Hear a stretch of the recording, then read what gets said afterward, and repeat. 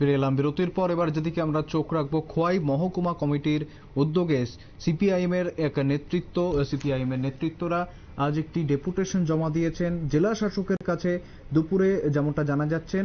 আবারও জানাবো, সিপিআইএম খোয়াই মহকুমা কমিটির উদ্যোগে খোয়াই জেলা শাসকের কাছে একটি ডেপুটেশন জমা দিয়েছেন সিপিআইএম নেতৃত্বরা। উপস্থিত ছিলেন প্রাক্তন বিধায়ক পদ্মকুমার দেববর্মা, বিধায়ক নির্মল বিশ্বাস, যুব নেতৃত্ব পলাশ ভৌমিক সহ অন্যান্যরা।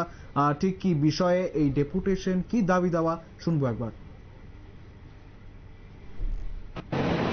আমাদের খোয়াই মাননীয় জেলা আধিকারিকের কাছে যে ডেপুটেশন আমরা মিলিত হয়েছি, মূলত 7টা আমাদের যে দাবি, তার মধ্যে যে গত কিছুদিন আগে সারা রাজ্যের মধ্যেই যে একটা বিরাট একটা বন্যা হয়ে গেল, তার মধ্যে আমাদের খোয়াই ডিস্ট্রিক্ট সহ আমাদের খোয়াই মহকুমাতেও বেশ কয়েকটা গাঁও সভা এবং কিছু ভিলেজ কমিটি, এই সমস্ত এলাকাতে দারুণভাবে কৃষকদের ক্ষয়ক্ষতি হয়েছে, সাধারণ মানুষের।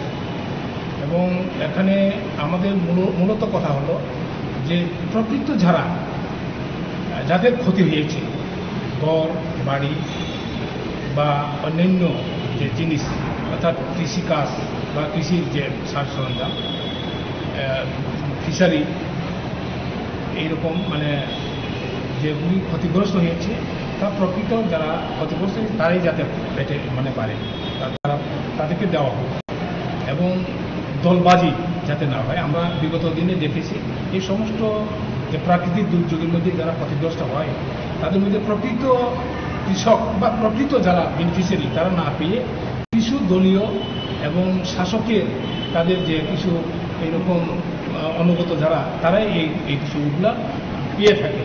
এটা যাতে না হয়, আমাদের মূল এটাই। দ্বিতীয় হচ্ছে প্রকৃত ইয়ে করা হয়, সার্ভে করা হয় এবং এটা ঘরে বসে যাতে সার্ভে না করা হয় এবং এটা স্পটে দিয়ে আসলে কার কী হয়েছে এটা এটা এটা দেখা। অনেকে এই শোনা পথে একটা নাম লিখে দেবে, এটা আসলে তার কি হয়েছে কি না এটাও আমরা জানি না। আমাদের মূল কথা হচ্ছে যে প্রকৃত যাদের ক্ষতি হয়েছে তাদের বাড়ি গিয়ে সার্ভেটা করা, কি তার ক্ষতি হয়েছে এবং তার এই ক্ষতি অনুসারে তার যাতে ইয়েটা দেওয়া হবে, এই ক্ষতিগ্রস্ত যে মূল্যটা দেওয়া হবে এবং এটা খুব দ্রুত দেওয়া হবে। একেবারে শুনলেন ঠিক কি দাবি দাওয়া রয়েছে তাদের, এবং এই দাবি দাওয়া নিয়ে আজকে কিন্তু খোয়াই জেলা শাসকের কাছে তারা ডেপুটেশন তুলে দিয়েছেন। ফিরে আসছে একটি বিরতির পর, সঙ্গে থাকুন।